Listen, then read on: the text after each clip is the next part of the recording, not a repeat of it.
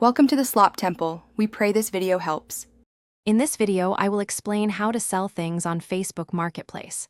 First, open the Facebook app and navigate to the Marketplace section.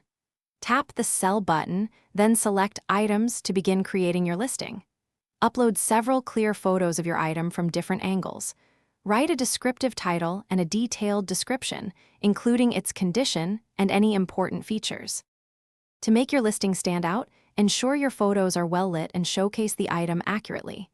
Be transparent in your description, mentioning any wear or damage. Set a competitive price, perhaps slightly negotiable, to attract more buyers. Always select the most relevant category and add specific tags to improve search visibility. Promptly answering questions builds trust and speeds up the selling process. Safety is paramount when selling online. Always communicate within Facebook Messenger to keep a record of conversations. For in-person pickups, choose a public, well-lit location or consider bringing a friend. Avoid sharing personal information beyond what's necessary.